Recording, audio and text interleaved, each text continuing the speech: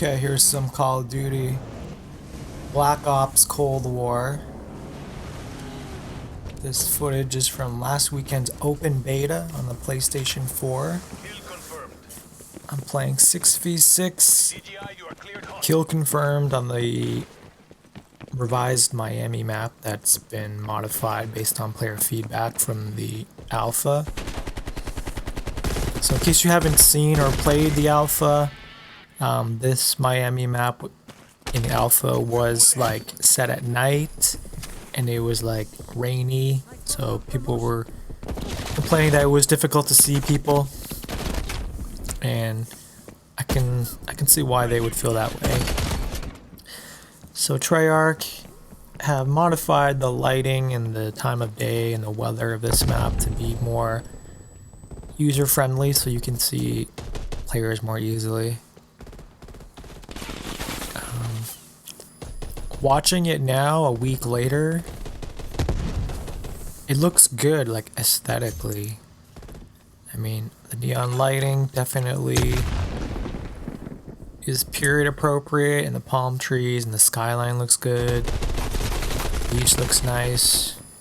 And I'm just noticing these like armored trucks throughout the level. So I guess like the theme of this map is like you're in this section of Miami that's been cordoned off because of like a hostage situation or a gunfight or whatever. You see a police cruiser.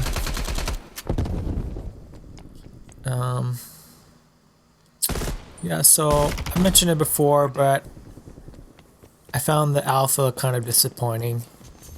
Just the fact that this game doesn't use the Modern Warfare engine at all is honestly kind of a deal breaker for me. I mean, I went into this beta with an open mind, but I only ended up playing like 3 games, and I can't remember if this match was like my first or second.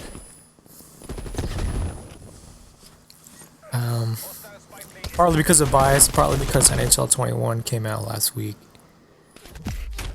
Like I said, I didn't really play the beta at all, even after Activision and Treyarch extended the beta by a day, and like apparently they made all the weapons available, or they gave players like double XP and double weapon XP. That still wasn't enough to entice me to play it some more, so I've made my decision. I'm gonna pass on Cold War for sure. I might pick it up eventually a year or 2 down the road. It's kind of like what I've done with World War II. I wasn't that interested, but I picked it up when it was cheap, and I did get some playtime out of it. It was worth my time and money, but just not at full price and not at launch. I mean, by no means does this game look bad. It looks good. The beta visually, it pops. Players have been complaining about not being able to see other players because they blend in too well with their surroundings. That doesn't bother me too much, and it doesn't really affect me because I'm, like I said, I'm not that invested in Cold War.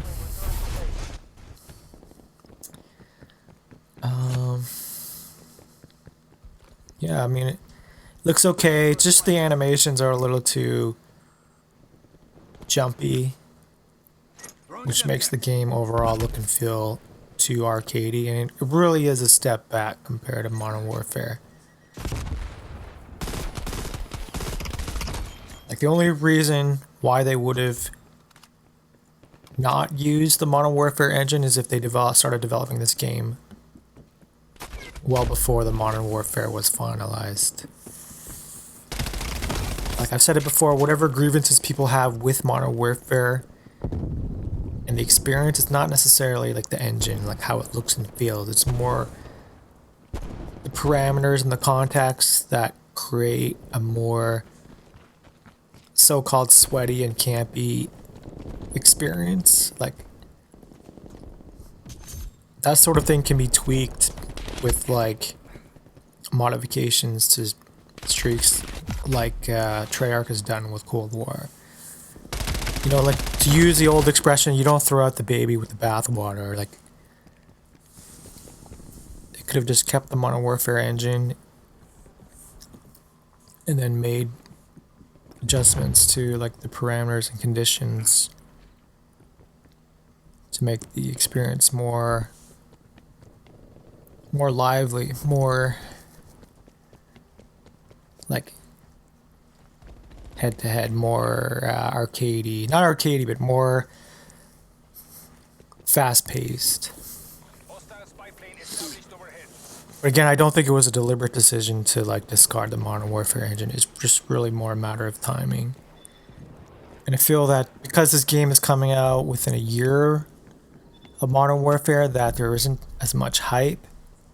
I think part of it has to do with the release of the new consoles within like a month of the release of these games, and partly because of COVID. But I feel like this game is a step back from Modern Warfare in terms of hype, in terms of like technology. He's down. I wouldn't go so far as to say that this game looks like a PS3 era game, because that's not really correct or fair. But it definitely does feel like the core, like the infrastructure, the engine, the assets and whatnot are from like 2, 3, 4 years ago. But I would imagine that Infinity Ward will continue to support Modern Warfare. From a business perspective, it makes sense for Activision to have two modern or Call of Duty properties going on at the same time, because it's different studios. It's not an issue of like one studio being stretched thin by having to continuously update two different titles. You've got two different studios, two sets of studios who can work on update the two games at the same time. And right now in Modern Warfare, there's the Halloween event for Warzone. That's the main thing. In Team Deathmatch, I've noticed that players who go on kill streaks have like a pumpkin head, and if the kill streak is particularly long, the pumpkin head is flaming.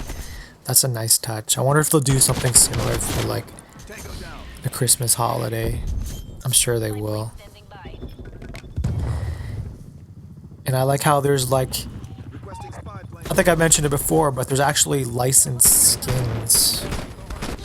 It's like skins based on established characters for this Halloween event. There's a skin for Bale that makes him look like Leatherface from the Texas Chainsaw Massacre. And there's a skin for Muerte that makes him look like the puppet from the Saw movies. I haven't seen any of the Saw movies, but I recognize that look. And I think there's another skin for, I can't remember which character it's for, but it's based on the movie Dr. Marlowe. So that's really cool. I would love to see more like licensed skins for Modern Warfare characters. G.I. Joe would make the most sense. Apparently there's like a G.I. Joe game coming out, so that's, check that out. Here I am just kind of testing out the springboard for the pool.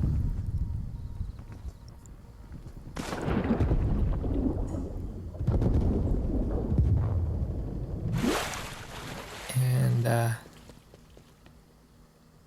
what was I gonna say?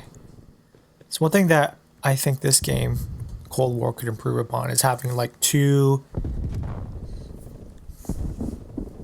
factions in this conflict, because the way it works is you just pick an operator, and that operator will have like an organizational affiliation that will be on one side of the Cold War conflict. But the way it works in this game, you can have like operators from the east and west on the same side. So, for example, I'm playing as Adler. He's a CIA character. But my team is the DGI faction, which is on the west or the eastern side. And one of my teammates is playing as the female KGB operator, which again doesn't make sense for them to be on the same side unless one of them is like a defector. So it's jarring and confusing to encounter teammates and opposing players whom you think are supposed to be on the same side or on different sides.